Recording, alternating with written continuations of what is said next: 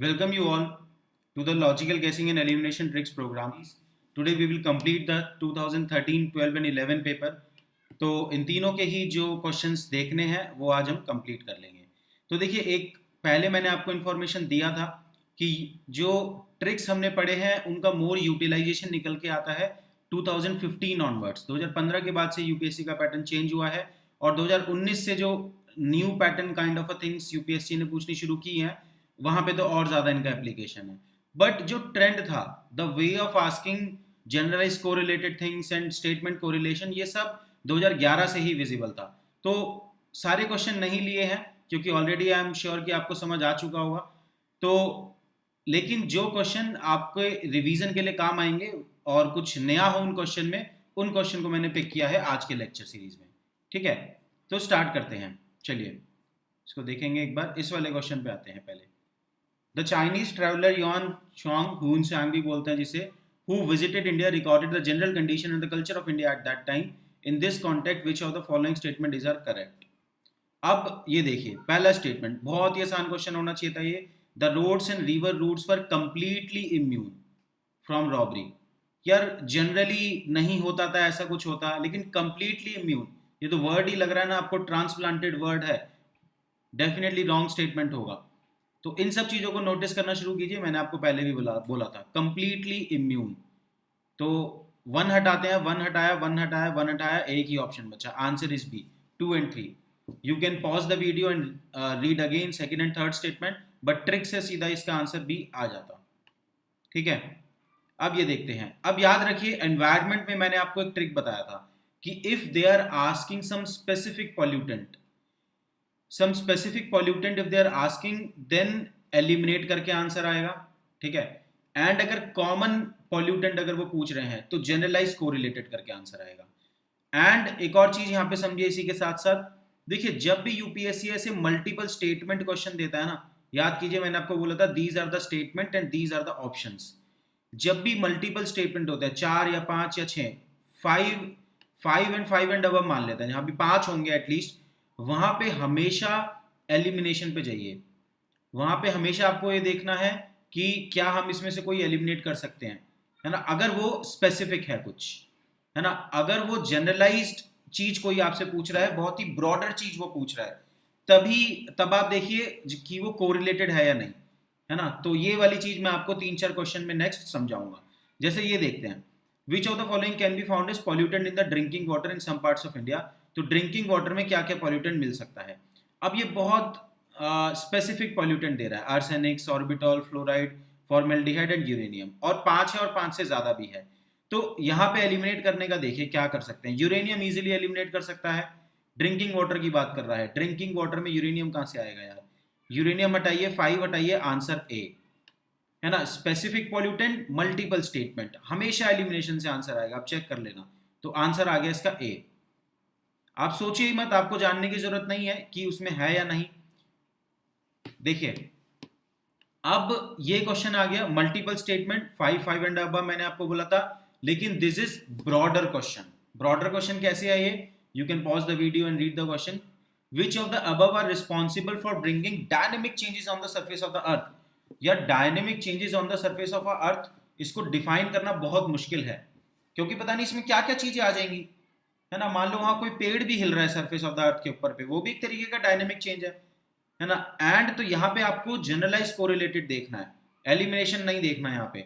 Then link कीजिए इन सब activity को कि क्या ये सरफेस ऑफ द अर्थ से किसी भी तरीके से रिलेटेड है. अगर रिलेटेड है तो आंसर होगा यस, इसका answer all of the above. ये एलिमिनेशन से नहीं आएगा. समझ में आया. Multiple statement, broader statement, generalize correlated, all of the above. ऊपर हमने क्या देखा था, एक तो एग्जांपल और दूंगा अभी. Specific statement, multiple statement, elimination, और सीधा आंसर आया. ठीक है, एक और एग्जांपल देते हैं. चलिए ये देखिए, अगेन स्पेसिफिक क्वेश्चन. देखिए, due to improper indiscriminate disposal of old and used computer और their part, which of the following are released into the environment as e waste. Specific e waste के बारे में पूछ रहा है ना. स्पेसिफिक पॉल्यूटेंट वाला ट्रिक भी सोचिए यहाँ पे जो मैंने आपको पहले बताया था. और मल्टीपल स्टेटमेंट, 100% एलिमिनेशन से आंसर आएगा. आप क्या एलिमिनेट कर सकते हो यहाँ पे, प्लूटोनियम सीधे सीधे एलिमिनेट हो सकता है कि न्यूक्लियर मटेरियल थोड़ी निकल रहा है ई वेस्ट में, तो प्लूटोनियम को हटाइए. प्लूटोनियम को हटाया, 777 हटाया, आंसर इज बी, सीधा आंसर आया। तो ये सिंपल जो मैंने आपको ट्रिक बताई थी उससे 2013 में ये 3 क्वेश्चन बैक टू बैक निकलते हैं आपके, है ना। याद तो किसी को नहीं हो सकता यार, ये जो भी बोलता है उसको ये सारी चीजें याद है, हो ही नहीं सकती। ठीक है, आई होप समझ में आया होगा आपको ये। अब यहाँ पे एक और इंटरेस्टिंग चीज आपको समझाता हूँ। मैं आपको अप्लाइड थिंकिंग वाली ट्रिक बता चुका हूँ, है ना, कि चीजों को अप्लाइड मैनर में सोच के देखा कीजिए। देखिए अब आपसे ये पूछ रहा है, the reserve bank of India RBI regulate the commercial bank in the matters of, और आपको कुछ इसने स्टेटमेंट दिए हैं, है ना। इसको अप्लाइड मैनर में सोच के देखते हैं। अगर जो भी कमर्शियल बैंक हैं उन्हें आरबीआई रेगुलेट तो करता है, ये हमें पता है ना। इन द मैटर्स ऑफ मतलब किन किन मैटर में रेगुलेट करता है, ये आपको कुछ ऑप्शन दिए हैं। Liquidity of asset, branch expansion, merger of bank, winding up of bank. अब लोग यहाँ पे जबरदस्ती शकी निगाह से देखते हैं इसको। मैं आपको ये कहता हूँ टू मेक श्योर कि किसी भी मैटर पे आरबीआई ने कमर्शियल बैंक को रेगुलेट किया हो, ये स्टेटमेंट सही निकले, इसके लिए ग्राउंड पे क्या सिचुएशन वैलिड होनी चाहिए कि एटलीस्ट कोई ना कोई एक पर्चा सा निकाला हो आरबीआई ने, कोई ना कोई सर्कुलर निकाला हो, कभी ना कभी कुछ बोला हो कि तुम इस मैटर में ये कर लिया करो, तो ये स्टेटमेंट सही हो जाएगा। अब आप ये सोच के देखिए कि मर्जर ऑफ बैंक से रिलेटेड कुछ ना कुछ तो कभी ना कभी आरबीआई ने निकाला ही होगा, है ना। ब्रांच एक्सपेंशन से रिलेटेड जरूर निकाला होगा, लिक्विडिटी ऑफ एसेट से रिलेटेड जरूर निकाला होगा, वाइंडिंग अप ऑफ बैंक से रिलेटेड जरूर निकाला होगा। बस कोई ना कोई एक सर्कुलर, कितने सर्कुलर आते रहते हैं आरबीआई के रोज, है ना, 60-70 सालों में कोई ना कोई एक सर्कुलर तो आया ही होगा ना इन चीज से रिलेटेड। तो answer is D, all of the above. जबरदस्ती डाउट नहीं करना है, ठीक है। चलिए अब ये है कोल सेक्टर। कोल सेक्टर से रिलेटेड मैं आपको पहले भी बता चुका हूं, UPSC will definitely ask things from the coal sector, continuously पूछ रहे हैं। Which of the following are the characteristic of the Indian coal. कोई ट्रिक नहीं है, याद करना है सीधा सीधा, है ना। मुझे लगता है टॉपिक इंपॉर्टेंट है इसलिए डाल दिया यहाँ पे। तो high ash content, yes, ash content बहुत हाई होता है, इसलिए फ्लाई ऐश ब्रिक बनाते हैं हम, सीमेंट इंडस्ट्री में यूज होता है वो, है ना। थर्मल पावर प्लांट जो होते हैं उसका जो वेस्ट होता है ना। तो ये क्वेश्चन 2020 में पूछा था। तो यस, लो सल्फर कंटेंट, यस, लो ऐश फ्यूजन टेम्परेचर, नो, हाई ऐश फ्यूजन टेम्परेचर है। तो आंसर इज ए, रट लो यार इसे, ठीक है। कोल रिलेटेड चीजें आती रहती हैं। नाउ वाई 7th क्वेश्चन, ये क्वेश्चन क्यों डाला है? ये क्वेश्चन मैंने उन लोगों के लिए डाला है जो पेपर का कॉन्टेक्स्ट नहीं समझते हैं, क्वेश्चन का कॉन्टेक्स्ट नहीं समझते हैं। To obtain full benefit of demographic dividend what should India do. Question बहुत आसान है लेकिन एक चीज समझाना चाहता हूं। याद रखिए यूपीएससी आपसे ये बोलता है choose the best possible option from the 4 option given. आपको एब्सोल्यूट राइट या एब्सोल्यूट रॉन्ग आंसर नहीं ढूंढना होता, उन 4 में से जो बेस्ट पॉसिबल है वो ढूंढना होता है। नाउ अब अगर मैं आपसे ये पूछ रहा हूं to obtain full benefit of demographic dividend what India should do, है ना, तो यहां पे करने को तो हम ये बोल सकते हैं कि प्राइवेटाइजेशन ऑफ हायर एजुकेशन भी आंसर हो सकता है। घूम फिर के you can always link thing to the demographic dividend ना, कि यार अगर हम हायर एजुकेशन को प्राइवेटाइज करेंगे तो उससे उसकी क्वालिटी इंप्रूव होगी, उससे हमारे अच्छा बेटर एजुकेशन मिलेगा, है ना, और उससे हम अपना डेमोग्राफिक डिविडेंड का बेनिफिट ले पाएंगे। वैलिड बात है ना। लेकिन आपको बेस्ट पॉसिबल आंसर ढूंढना है। बेस्ट पॉसिबल आंसर है प्रमोटिंग स्किल डेवलपमेंट। समझ में आया?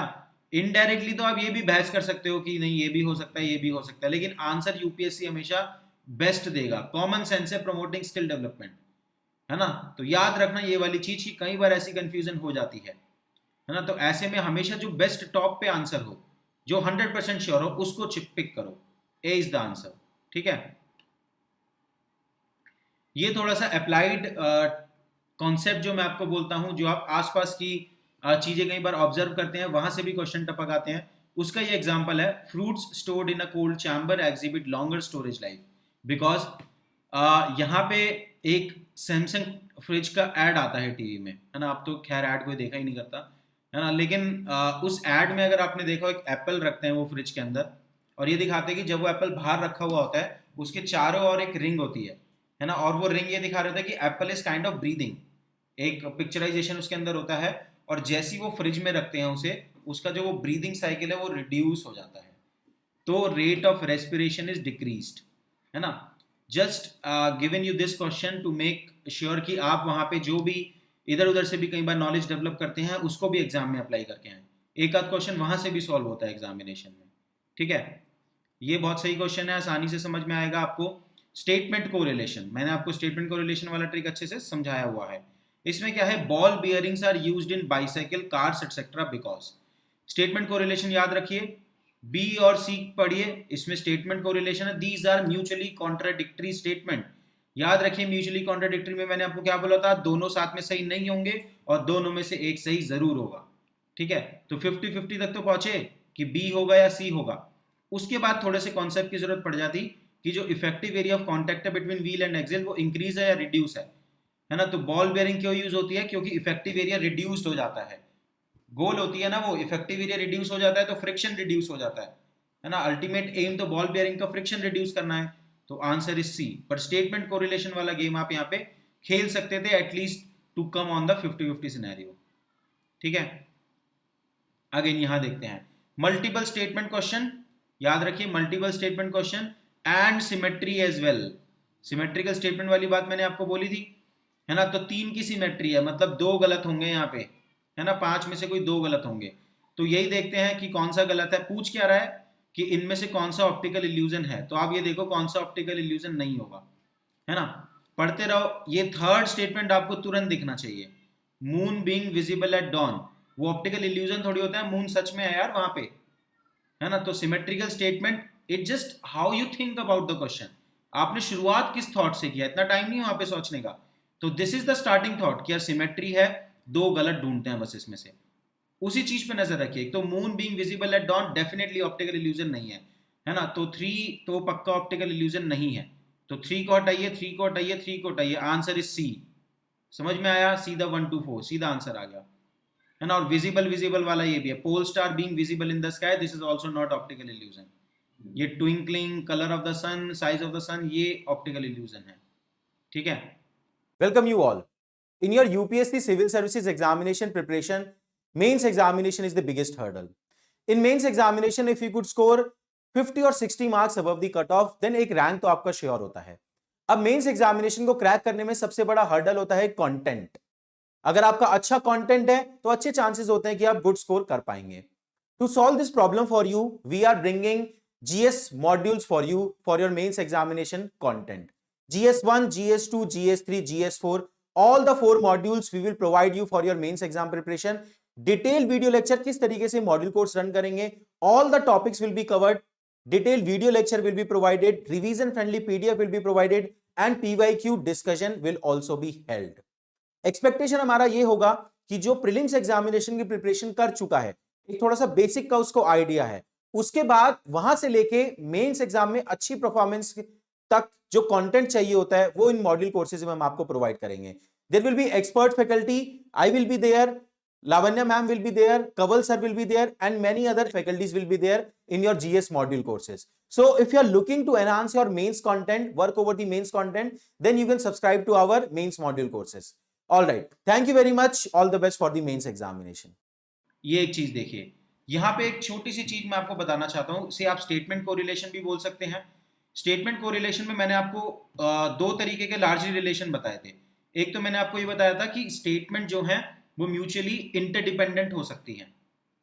समझ में आया? म्यूचुअली इंटरडिपेंडेंट का क्या मतलब होता है कि एक चीज दूसरे का लॉजिकल डिडक्शन है। और एक तरफ मैंने आपको ये बताया था कि स्टेटमेंट रिलेशन कई बार कॉन्ट्राडिक्टरी होता है, कि एक दूसरे को कॉन्ट्राडिक्ट कर रही हैं। तो दोनों केसेस मैं आपको समझा चुका। This is the third case. Third case क्या है, देखिए कई बार UPSC 2 similar type of statement देता है विद माइनर ट्विकिंग, है ना। जैसे इस वाले क्वेश्चन को पढ़िए, many transplanted seedlings do not grow because most of the root hairs grip the new soil too hard. Most of the root hairs are lost during transplantation. Specially current affair type की चीजों में, है ना। वैसे static में भी applicable है 100% ये ट्रिक, कि आपको जो बहुत ही सिमिलर से स्टेटमेंट है ना, जिनमें माइन्यूट डिफरेंस है, ऐसे 2 स्टेटमेंट मिलेंगे क्वेश्चन के अंदर। एक दो और एग्जांपल दूंगा अभी आपको। ऐसे में करना क्या आपने को, ऐसे में पहली बात तो ये जान लेना कि उन दोनों में से ही कोई ना कोई सही होगा, उसी से फिर आंसर निकल के आएगा आपका। अब इस क्वेश्चन में बी और सी में से ही कोई ना कोई सही होगा, है ना। ए और डी तो पक्का पटा सकते हो, 50-50 तक तो पहुंचे। अब उसके बाद आप सोच सकते हो, फिर उसके बाद आपकी थोड़ी सी क्वेश्चन की इंफॉर्मेशन आप कैसे डेवलप करोगे कि most of the root hairs are lost during the transplantation, इसीलिए वो ग्रो नहीं कर पाते, है ना। तो आंसर इज सी हेयर। ऐसे ही एक और क्वेश्चन बताता हूं मैं आपको। एक यूपीएससी ने सीएपीएफ ने क्वेश्चन दिया, सुन लेना क्वेश्चन, इसमें प्रिंटेड नहीं है। E100 pilot project is related to, recently prime minister Modi ने लॉन्च किया था E100 पायलट प्रोजेक्ट। उसके अंदर 4 ऑप्शन दिए यूपीएससी ने। CAPF paper is also design by UPSC. एक उन्होंने बोला इथेनॉल, एक उन्होंने बोला इथेन, एक उन्होंने बोला इलेक्ट्रिक व्हीकल, और एक कुछ और था। जो एक था वो तो बिल्कुल बेकार का था। अब याद रखिए मैंने आपको क्या बताया यहाँ पे कि रिलेटेड से दिखेंगे, उन दोनों में से ही कोई आंसर होगा। तो यहाँ पे इथेनॉल और ethane, these were the related, है ना, कि यार बिल्कुल सिमिलर से हैं, इनमें से ही कोई होगा। अब वहां से गैस करना आसान था। वहां से गैस करना क्यों आसान था कि यार इथेन तो मुश्किल लग रहा है, इथेनॉल ब्लेंडिंग से ही रिलेटेड होगा। जो government of India biofuel related चीजें पूछता रहता है ना, तो that makes a natural choice. Ethane और इथेनॉल में इथेनॉल चूज करते हैं, और आंसर वही था उसका। ठीक है, तो ये चीज भी आप यूज कर सकते हो काफी जगहों पे।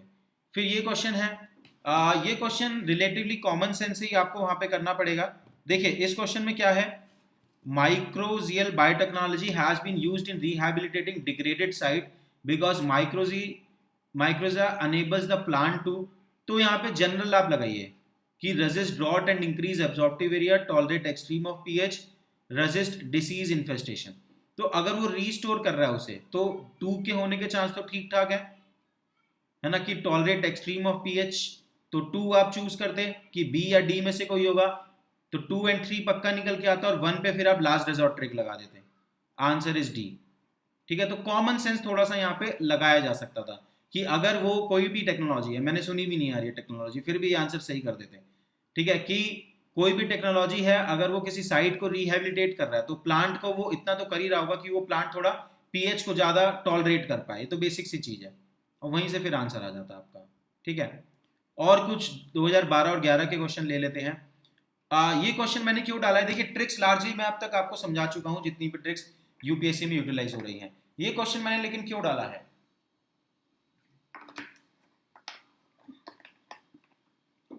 आप सभी लोग एक यूनिक सी चीज सोच के देखिए UPSC most of the time मैंने ये पैटर्न नोटिस किया है, जब भी किसी भी टॉपिक पे कोई क्वेश्चन पूछता है, मान लो उसने आपसे जननी सुरक्षा योजना पे क्वेश्चन पूछा, है ना, जो कि इंस्टीट्यूशनल डिलीवरीज प्रमोट करने के लिए गवर्नमेंट ऑफ इंडिया की स्कीम है। तो उसकी जो कॉन्ट्राडिक्टरी स्कीम है, या फिर उससे जो रिलेटेड स्कीम्स हैं उसी एरिया की, वो स्कीम में और इस स्कीम में जब तक आपको मेन कॉन्ट्रास्टिंग फीचर याद नहीं है, तब तक उसका आंसर आना बहुत मुश्किल है। और अगर आपको उसका कॉन्ट्रास्टिंग फीचर अच्छे से याद है, चाहे जनरल पॉइंट याद ना हो, कॉन्ट्रास्टिंग फीचर अगर अच्छे से याद है तो तुरंत आंसर आता है। ये बात समझ में आई, है ना। अगर नहीं समझ में आई हो, क्लियरली बोलिए, मैंने वीडियो को पीछे से जाके दोबारा देखिए। अब एग्जांपल बताता हूँ। जैसे जननी सुरक्षा योजना है, जननी सुरक्षा योजना में इसने 3 पॉइंट दिए, है ना। अब इस सेक्टर की बहुत सारी स्कीम है, जननी शिशु सुरक्षा कार्यक्रम, इंदिरा गांधी मातृत्व सहयोग योजना, इस तरीके की बहुत सारी स्कीम्स है, हमेशा कंफ्यूजन होती है। लेकिन peculiar feature of one of the scheme, Indira Gandhi Matritva Sahyog योजना, वो है कि वो वेज लॉस प्रोवाइड करती है। That was the peculiar and most contrasting feature of that scheme, to provide for wage loss due to pregnancy and confinement. That is Indira Gandhi Matritva Sahyog योजना, not जननी सुरक्षा योजना। तो 3 नहीं होगा, तो 3 आप एलिमिनेट करो, है ना, उसके बाद आपका आंसर आ जाता है ना। 2 तो पक्का है मतलब, और 1 सोचिए, 1 तो is the basic of that topic, to promote institutional delivery, ये तो समझ ही आता है। तो ए इज द आंसर। तो मैं क्या सिखाना चाहता हूं आपको कि जब आप रिवीजन कर रहे हैं ना, अभी लास्ट फेज है आपका, लास्ट का 1 महीना बचा है, तो हमेशा टॉपिक्स के कंट्रास्टिंग जो फीचर्स हैं उसको जरूर रट्टा लगाइए, क्योंकि सारी चीजें आप याद करने की कोशिश कर लो तब भी नहीं रहने वाली। एग्जाम्पल देता हूं, ये तो जननी सुरक्षा योजना बताया, एक आगे एग्जाम्पल आएगा एफडीआई और एफआईआई का। ठीक है, अगर आप एफडीआई का टॉपिक याद कर रहे हैं, अगर एफडीआई और एफआईआई में आपको डिफरेंस पता है, तो वो आंसर निकल आएगा अगर यूपीएससी एफडीआई पे क्वेश्चन पूछेगा। समझ में आया। अब अगर एक क्वेश्चन आता है, एक और टॉपिक आपको एग्जांपल की तरह बताता हूं, pre constitutional act of India, वहां से यूपीएससी क्वेश्चन पूछता है ना। 1919 एक्ट हो गया, 1909 एक्ट हो गया, model inter reform, Montagu Chelmsford, 1935 act, उससे भी पहले के बहुत सारे एक्ट हैं।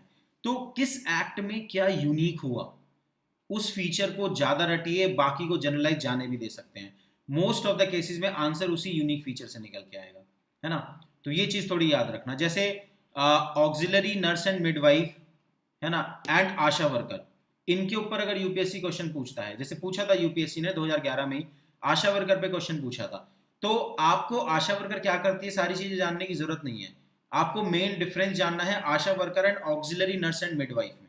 अगर वो डिफरेंस आपको की पता है कि auxiliary nurse and midwife delivery conduct करती है और आशा वर्कर नहीं डिलीवरी कंडक्ट करते, तो वो क्वेश्चन उसी से होएगा हमेशा, है ना। आई होप समझ में आया होगा। आप ये एक और एग्जांपल देता हूँ, क्लाइमेटिक रीजन्स वाला टॉपिक पढ़ा है आपने, climatic region, equatorial, tropical, savanna, ये सारी चीजें, इसमें भी बहुत सारे पॉइंट आते हैं, कंफ्यूजन होती है। इसमें भी आपको हर रीजन का जो most peculiar and contrasting feature है उसका रट्टा लगाना है, वहीं से क्वेश्चन आने के ज्यादा चांस है ना। तो ये बात समझाने के लिए क्वेश्चन डाला था मैंने, समझ में आया होगा आई होप आपको। अब ये क्वेश्चन है थोड़ा सा एप्लीकेशन से हो सकता है। How do district rural development agency DRDA help in the reduction of rural poverty in India? Third and fourth statement you can read, और ये स्टेटमेंट है आपकी स्टेटमेंट रिलेशन से, these are interdependent statement. DRDA secure intersectoral and interdepartmental coordination and cooperate for effective implementation of anti-poverty program, and it watch over and ensure effective utilization of fund intended for anti-poverty program। ये cooperation and coordination जो बिठाना है उसमें ये सारी चीज़ें तो आती होंगी। तो थर्ड एंड फोर्थ तो वैसे ही बहुत जनरलाइज सी स्टेटमेंट है ना, या तो दोनों सही होंगे या दोनों गलत होंगे, दोनों गलत वाला कोई स्टेटमेंट है ही नहीं, है ना, तो दोनों सही होंगे। तो 3 एंड 4 को सही करो, 3 एंड 4 को सही करो, दो ही बचे बी और डी। अब आप सोच सकते हो 1 और 2 आप फिर आसानी से एलिमिनेट कर सकते हो कि DRDA will never act as a Panchayati Raj institution. It is just the beginning thought. एक बार आप यहाँ तक पहुँच गए बी या डी होगा तो फिर आसान हो जाएगा, ठीक है। तो answer is B, Panchayati Raj institution थोड़ी एक्ट करेगा DRDA। आगे चलते हैं। अब ये क्वेश्चन है, what are the reasons for the people's resistance to the introduction of BT brinjal in India? थोड़ा सा स्टेटमेंट की careful reading and common sense वो यहाँ पे हम देखेंगे। BT brinjal has been created by inserting a gene from a soil fungus into its genome. अब ये मैं स्टेटमेंट कहता हूँ this is not even related. मैं आपको कहता हूँ ना कि यूपीएससी सच के आसपास का झूठ बोलने की कोशिश करता है कि रिलेटेड झूठ बोले। This is the statement which is not even related. I mean BT brinjal इस तरीके से बन रहा है, ठीक है, समझ में आता है, लेकिन how could this be reason for the people's resistance? वो किस भी तरीके से बने, कोई हम 17वीं शताब्दी में थोड़ी रह रहे हैं, 17th सेंचुरी में थोड़ी रह रहे हैं कि वो एक जो बुलेट है उसकी कार्टिलेज में पिग का जो मीट है वो यूज हो रहा है और इसीलिए ये सारा बवाला मच रहा है, ऐसा कुछ थोड़ी चल रहा है यार। तो 1 को हटाओ आसानी से, 1 को हटाओ, बचा B and C। B and C में क्या निकल के आया? 3 तो पक्का है। अब 3 एंड 4 को रीड भी करो। देयर इज एन एप्रीहेंशन है, कंफर्म नहीं है, generalized. There is an apprehension that the consumption of BT brinjal may generalized have adverse impact on the health. उसके बाद यहां भी मे देखो, and some concern. Just see the generalized nature of the statement. तो third and fourth देखो, यही answer है, C is the answer. May, some concern, apprehension and may. I hope notice कर लिया होगा, सी इज द आंसर। आगे चलते हैं। यहां पे भी pause the video and read the question. Just see are this word lonely place, ऐसा कहां पे लिखा होता है? Severe ascetic exercise in a lonely place, in a secluded place लिखा होता है ना। लोनली प्लेस थोड़ी होता है कोई, लोनली तो इंसान होता है, ठीक है। तो 2 को हटाइए यहाँ से, 2 आंसर इज सी, सीधा आंसर आ गया। तो ऐसे आपको वर्ड्स मिल जाएंगे जो इन्होंने खुद की स्टेटमेंट बनाई होगी ना जबरदस्ती की, वो नजर आ जाती है। मेहनत कौन करता है गलत स्टेटमेंट बनाने में? मैंने आपको शुरू में बोला था एग्जामिनर के लिए दिक्कत ये है गलत स्टेटमेंट कैसे बनाए, ये भी हो जाता है आसानी से। Recently there has been a concern over the short supply of a group of element called rare earth metal. Why? Just read the second statement. Other than China, Australia, Canada and Chile, these elements are not found in any country. ऐसा कैसे हो सकता है यार, है ना। एक mineral है वो जो कि वैरायटी ऑफ क्लाइमेट में मिल रहा है। देखिए चाइना में, चाइना टाइप का क्लाइमेट और देशों में भी होगा, वहां भी मिल सकता है। ऑस्ट्रेलिया है, कनाडा है, चाइल है, क्यों मिलेगा यहाँ पे? क्यों खाली यहीं पे मिलेगा और कहीं क्यों नहीं मिलेगा? कुछ तो ढंग का रीजन होना चाहिए ना। दीज आर मिनरल्स, मेटल, है ना। तो 2 हटाते हैं, 2 हटाया आपने, उसके बाद 1 पक्का है, चलिए 1 तो पक्का है। और 3 देखिए, 3 आप रीड भी कर सकते हैं और 3 लास्ट रिजॉर्ट ट्रिक भी लग रहा है। 333, आंसर इज सी। तो बस अपने को 2 हटाना था यहाँ पे, उसके बाद अपने आप आंसर आ रहा था ट्रिक से। ठीक है, C is the answer. Read भी कर सकते हो यार। Essential for the manufacture of various kind of electronic item and there is a growing demand. General बातें, वेरियस काइंड, नॉट स्पेसिफिक। ठीक है, अब तक तो आपको अच्छे से समझ में आ गया होगा यार। एक बार और इसको देखते हैं। With reference to the scientific progress of ancient India which of the statement given below are correct. तो सेकंड स्टेटमेंट आप आसानी से एलिमिनेट करते हैं। ऐसे में हमेशा एलिमिनेशन की तरफ जाइए कि ट्रांसप्लांट तो नहीं इंटरनल ऑर्गन का, वो भी 3rd सेंचुरी एडी में, वेरी डिफिकल्ट। तो 2 एक बार अगर आप हटाते, 2 हटाया, 2 हटाया, बी और सी बचता है ना। तो 3 एंड 4 तो पक्का था, 3 एंड 4 पे डाउट भी नहीं है। एक बार आप रीड भी कर सकते हो। और फिर आप 1 देखिए, 1 इज लास्ट रिजॉर्ट, अगेन फिर सी इज द आंसर।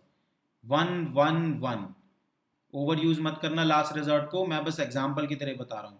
ठीक है, Welcome you all. In your UPSC Civil Services examination journey, the importance of optional you all know. Optional is often termed as make or break in your UPSC Civil Services journey.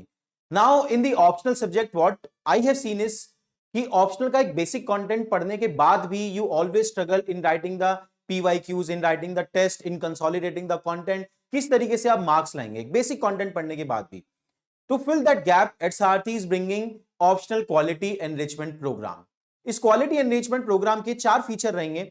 यहां पे हम आपको live answer writing session में more than 40+ live answer writing session will be there. We will make you aware and make you write all the PYQs। एक session में 4 के आसपास question होंगे जहां पे कि आप हर टॉपिक के आप PYQ कंप्लीट करेंगे। जो आपका फैकल्टी है, जो आपके टीचर है, वो आपको बताएंगे कि इस पर्टिकुलर टॉपिक के बारे में कैसे सोचना है। लाइव सेशन में उसका आंसर आप लिखेंगे और सेशन के एंड में model answer will be discussed. ठीक है, तो approximately 200 question we will write from the PYQs in these live answer writing session. That is the first feature. Secondly, once you are done with the PYQ answer writing, you can write the test. तो test series will also be part of this quality enrichment program. इसके साथ साथ third component आता है आपका mentorship. पूरे optional paper को किस तरीके से मैनेज करना है, कौन से पेपर की किस सेक्शन की क्या स्ट्रैटेजी होनी चाहिए, आपको जो डाउट आते हैं वो आप अपने मेंटर से पूछ सकते हैं under this optional quality enrichment programme. इसके साथ साथ फोर्थ इंपॉर्टेंट फीचर आता है content enrichment. Often after doing the optional foundation, आपके ऑप्शनल में कुछ ना कुछ एरियाज होते हैं जहां पे कि you lack content. Maybe अगर आपका PSI और ऑप्शनल है तो आपके पास IR का कंटेंट लिमिटेड होगा। अगर आपका सोशियो ऑप्शनल है तो कुछ डायनेमिक टॉपिक्स पे कंटेंट आपके पास कम होता है। अगर आपका ज्योग्राफी हिस्ट्री ऑप्शनल है तो आप मैपिंग के क्वेश्चन में शायद स्ट्रगल कर रहे हो। तो वो हर ऑप्शनल का एरिया जिस कंटेंट का जो गैप है वो आपको कंटेंट एनरिचमेंट नोट्स के थ्रू कवर कराया जाएगा। तो thank you very much. You can look up to this optional quality enrichment program from SRT to boost your score in your optional paper. All the best. अब ये statement है, again मैंने आपको बोला था कि कम ही बार यूपीएससी ने इस तरीके का किया है कि कोरिलेटेड भी नहीं पूछा। Just see this thing, which of the following can be said to be essentially the part of inclusive governance, यार permitting the NBFC to do banking. नहीं भाई, ये बैंकिंग गवर्नेंस से रिलेटेड हो सकता है, बैंकिंग की गवर्नेंस इससे इंप्रूव हो सकती है ना, बट लेकिन इंक्लूसिव गवर्नेंस का पार्ट नहीं है। तो 1 हटाओ सीधा सीधा। और उसके बाद जनरलाइज देखो आप कि establishing effective DPC district planning committee in all the district, तो हाँ गवर्नेंस इंप्रूव होगा। Increasing the government spending on public health, absolutely yes. Strengthening the mid day meal scheme, absolutely yes. Generalise correlated, ठीक है, C is the answer. इस type के question जो भी गलत कर रहा है ना उनका कोई भला नहीं हो सकता यार, मतलब ठीक है ना। ये जबरदस्ती आपका शकी एटीट्यूड है जो आप इस टाइप के क्वेश्चन गलत करते हैं। ये देखिए आप, government of India encourage the cultivation of sea buckthorn, what is the importance of this plant. अगर गवर्नमेंट ऑफ इंडिया ऐसा कुछ एनकरेज कर रहा है ना तो ठीक ठाक पॉसिबिलिटी है कुछ ना कुछ सोशियो एनवायरमेंटल ही बेनिफिट होगा उसका, है ना। अब ये देखिए, it's timber is of great commercial value, ऐसी कौन सी गवर्नमेंट चीज ऐसे प्रमोट कर रहा है, वो भी वर्ड पढ़िए, ग्रेट कमर्शियल वैल्यू, है ना। तो हटाओ फोर्थ को, फोर्थ हटाया तो 1 तो पक्का सही है और 3 सोचते हैं, लास्ट रिजॉर्ट फिर लग गया। ठीक है, तो answer is C, 1 and 3। Probability का गेम है यार। अब तो आपको समझ में आ ही रहा होगा, सब चीज़ें ऑटोमेटिक मोड पे चल रही होंगी मुझे लगता है। ठीक है, तो रीड भी कर सकते हो आसानी से। आगे चलते हैं, फिर देखते हैं ये विच ऑफ द फॉलोइंग। ये गलती जो मैं आपको बोल रहा हूँ ना कि यूपीएससी ने 2011-12 में ही थोड़ा बहुत ये किया था कि रिलेटेड स्टेटमेंट नहीं देते थे, मतलब जनरलाइज कोरिलेटेड में सच के आसपास का झूठ नहीं बोलते थे, दूर का झूठ बोलने की कोशिश करते थे, तो आसानी से पकड़े जाते थे। जैसे यहाँ पे हमने देखा कि ग्रेट कमर्शियल वैल्यू हो गया, है ना, ऊपर हमने देखा कि ये NBFC डाल दिया यहाँ पे। ऐसे ही यहाँ पे देखो, ये क्वेश्चन पॉज करके रीड करो, which of the following can be threat to the biodiversity of geographical area, now promotion of vegetarianism, कुछ नहीं लिंक है, इसको फोर्थ को हटाओ सीधा, है ना, फिर 2 और 3 हो गया एंड 1 फिर लास्ट रिजॉर्ट लग गया, आपका ए इज द आंसर, वैसे भी जनरलाइज्ड है, ठीक है, फिर आ गया, तो रिपीट पैटर्न चल रहा है उन्हीं चीजों का। अब इस टाइप का क्वेश्चन मैंने आपको 2020 के पेपर में भी दिखाया था, सेम क्वेश्चन काइंड ऑफ कि which of the above is are the human right under UDHR, universal declaration of human rights, just find general correlated thing. ये रीड कर लेना इस टॉपिक को एक बार, पता नहीं कौन कौन से राइट है यार इसके अंदर, ये तीनों राइट हैं, education, food, right to equal access to public service, बिल्कुल डी इज द आंसर, ठीक है, रीड कर लेना इसको एक बार। माइक्रो इरिगेशन देखो, with reference to micro irrigation which of the following statement is are correct, it is the only means of irrigation in dry land farming. क्यों भाई, चाहे हम मटके से पानी डाल के इरिगेट करें, माइक्रो इरिगेशन ओनली मीन्स क्यों रहेगा, ये तो अभी आया है, क्या ड्राई लैंड फार्मिंग कहीं और चल ही नहीं रही थी, तो 2 को हटाओ, तो बी हटाओ, डी हटाओ, ठीक है, ए और सी देखो, लास्ट रिजॉर्ट भी लग गया, सी इज द आंसर, आसान है यार बहुत ही। आगे चलते हैं, ये देखिए एक और रिपीटेड है हमारा कि in the context of Indian economy consider the following statement, जो मैंने आपको बोला था कि पैटर्न पूछते हैं, वो ट्रेंड पूछते हैं, तो ट्रेंड में देखिए the growth rate of GDP has steadily increased in the last 5 year. हमेशा ये सोचिए, ये जो बोलना चाह रहा है उसका इम्प्लीकेशन क्या है, कि ये कहना चाह रहा है कि पिछले 5 साल में हमारा ग्रोथ रेट ऑफ GDP है वो स्टेडीली इंक्रीज हुआ है, मतलब 5 साल पहले अगर 6% था, फिर 6.5 हुआ, फिर 7 हुआ, फिर 7.5 हुआ, फिर 8 हुआ, फिर 8.5 हुआ, फिर 9 हुआ, कैसे हो सकता है, ये क्वेश्चन 2011 का है, वैसे 2008 में रिसेशन आया था, तो हटाइए इसको। Same is the pattern of the second statement कि ग्रोथ रेट की बात कर रहा है, growth rate in per capita income वो भी इंक्रीज हुआ है ना भैया, इसको भी हटाओ, आंसर इज डी, ठीक है, क्लियर हुआ। ये देखिए अब with reference to India consider the following central act, ये एक्ट दिए हैं और बोल रहा है which of the above act have relevance to bearing on the biodiversity conservation in the country. अब biodiversity conservation is generalize term, और इसमें देखिए फॉरेस्ट एक्ट तो पक्का होगा, चलो 4 तो पक्का होगा, अब इनमें देखते हैं, ठीक है, उसके बाद 2 और 3 भी पक्का हो गया। Import and export control act 1947, तो इंपोर्ट एक्सपोर्ट कोई ना कोई प्लांट का भी होगा इसके अंदर, कोई ना कोई प्लांट भी होगा, तो बायोडाइवर्सिटी कंजर्वेशन को जरूर इम्पैक्ट करेगा वो, आंसर इज सी, है ना, तो ओवर थिंक मत करो, बस रिलेट करो चीजें, ठीक है। Same with this mega food park, I think repeated हो जाएगा, सेम ही बात बोलूंगा मैं, है ना, कि मेगा फूड पार्क में भी यही है, जनरल बातें लिखी हैं यहाँ पे बिल्कुल, है ना, कोई भी मेगा फूड पार्क होगा वहाँ पे इंफ्रास्ट्रक्चर तो प्रोवाइड करेंगे फूड प्रोसेसिंग के लिए, है ना, कोशिश करेंगे कि जो पेरिशेबल है ना, उसका वेस्टेज रिड्यूस हो, उसकी प्रोसेसिंग बढ़े और वो इको फ्रेंडली रहे, ये सब बातें भी करेंगे ही करेंगे, आंसर इज डी, जनरल बातें, कॉमन सेंस बिल्कुल, ठीक है। तो डन हो गया ये हमारा लॉजिकल गैसिंग का फाइनल सेशन भी। So I hope you enjoyed all these sessions and the elimination and logical guessing programme, है ना, तो थैंक यू वेरी मच